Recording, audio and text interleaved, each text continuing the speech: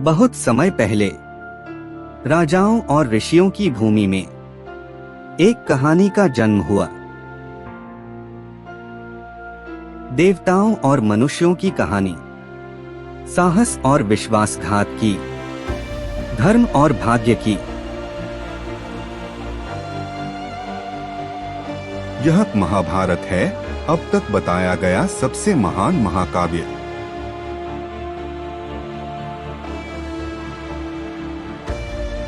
हस्तिनापुर के विशाल भवन में राजा जन्मेजय अपने सिंहासन पर बैठे थे। उनके युवा चेहरे पर दुहक छाया हुआ था। उनके पिता राजा परीक्षित पराक्रमी सरफराज तक्षक के प्रहार से गिर पड़े थे। विष ने उन्हें शीघ्र ही अपनी गिरफ्त में ले लिया और राजाओं का वंश कांप उठा।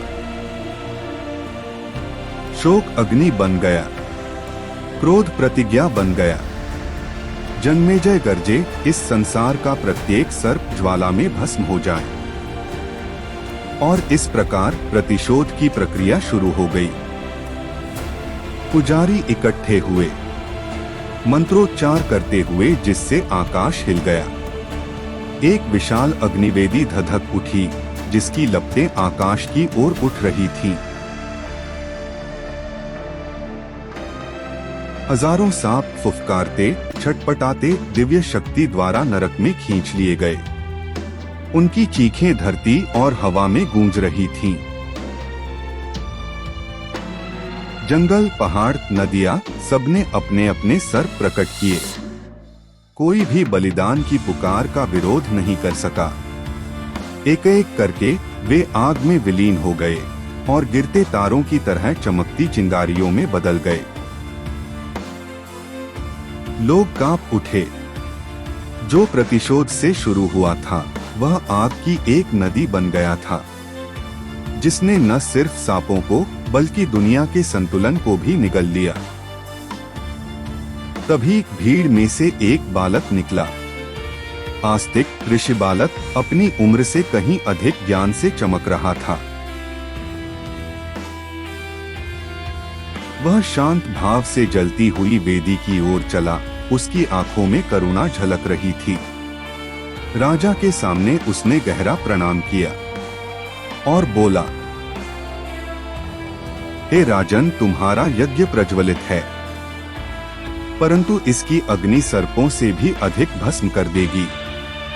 दया ही परम धर्म है। इस विनाश का अंत करो, और जहां क्रोध का शासन है, वहां करुणा का शासन हो। जन्मेजय की मुट्ठियां भींच गई। उसका हृदय क्रोध से भर गया, फिर भी कांप उठा। अग्नि चटक उठी, पुजारी लड़खड़ा गए और सन्नाटा गहरा गया।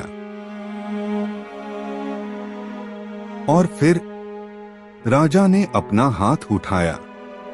यज्ञ रोक दिया गया। तक्षक बच गया और सर्प अभी भी जीवित थे। आग अब भड़की नहीं थी, वह शाम के समय दीपक की तरह धीरे धीरे जल रही थी। प्रतिशोध का भवन शांति का स्थान बन गया था।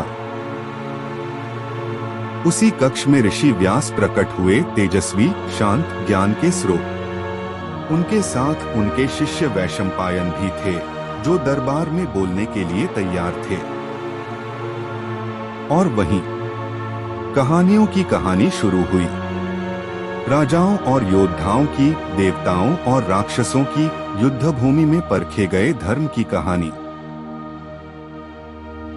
जन्मेजय के दरबार में महाभारत का जन्म हुआ, प्रतिशोध की कहानी के रूप में नहीं, बल्कि सभी युगों के लिए ज्ञान के प्रकाश स्तंभ के रूप में।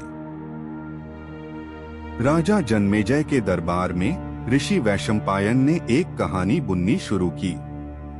राजाओं और राज्यों से भी पुरानी एक कहानी, एक ऐसी कहानी जहां शाप और आशीर्वाद ने राष्ट्रों के भाग्य को आकार दिया। बहुत समय पहले ययाति नाम का एक राजा था। मजबूत, सुंदर और गौरवान्वित। वह अपने लोगों का प्रिय था। उन्होंने महान ऋषि शुक्राचार्य की बेटी देवयानी से विवाह किया। राज्य के सभागृह आनंदित हुए, क्योंकि उनका मिलन धन्य था। परंतु इच्छा ने राजा के हृदय को धूमिल कर दिया। उसने गुप्त रूप से शर्मिष्ठा की तलाश की, देवयानी की अपनी सखी। जब देवयानी को उसके विश्वासघात के बारे में पता चला तो उसका हृदय क्रोध से जलने लगा। उसके पिता शुक्राचार्य क्रोध से भड़क उठे। उसने जलती आंखों से राजा को श्राप दिया, आज से तुम बुढ़ापे से ग्रस्त हो जाओगे। ऋषि शुक्राचार्य के श्राप ने ययाति को बुढ़ापा दे दिया और दरबार के सामने ययाति की जवानी धूल में मिल गई। उम्र के साथ झुकते हुए ययाति ने अपने पुत्रों को बुलाया, मुझसे यह बोझ ले लो, मेरा श्राप सहन करो और मैं तुम्हें अपना सिंहासन दूंगा। एक एक करके राजकुमार दूर हो गए। गर्व ने उनके दिलों पर मुहर लगा दी। कोई भी वजन सहन नहीं करेगा। लेकिन सबसे छोटा पुरु आगे बढ़ा। उन्होंने हाथ जोड़कर कहा, पिताजी, मैं आपका बोझ उठाऊंगा, क्योंकि यह मेरा कर्तव्य है। उस क्षण में बलिदान ने उसे पहले से कहीं अधिक महान राजत्व का ताज पहनाया और इस तरह राजाओं की कतार शुरू हुई। पुरु से शासकों का एक राजवंश आया, जिनमें से प्रत्येक ने धर्म का भार उठाया। उनमें से भरत शक्तिशाली योद्धा, भूमि के भयंकर रक्षक थे। उसने विशाल राज्य और दिव्य मंदिर बनवाए। लोगों ने खुशी में उसका नाम गाया और उससे राजवंश को हमेशा के लिए भरत के रूप में जाना जाने लगा। लेकिन नीति कभी भी परीक्षण के बिना नहीं होती। जब भरत ने अपना सिंहासन त्यागना चाहा, तो उनके पुत्रों ने मुंह मोड़ लिया। उनका अभिमान उनके कर्तव्य से बड़ा था। महान राजा निराश हो गए।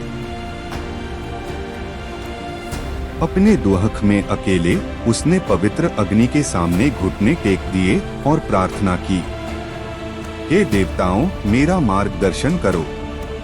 अहंकार में मेरी वंशावली नष्ट न हो जाए। आकाश में हलचल मच गई। प्रार्थना से नई आशा पैदा हुई। संतों और बच्चों का आना अभी बाकी है, जो दुनिया के भाग्य को आकार देंगे। यही थी ययाति की कहानी, श्राप और बलिदान की। इस प्रकार भारत का उत्थान हुआ, गौरव और निराशा का। उनकी पसंद में भाग्य के बीज बोए गए थे और इन्हीं बीजों से निकलेगा महान महाभारत। धर्म और भाग्य की शाश्वत कहानी।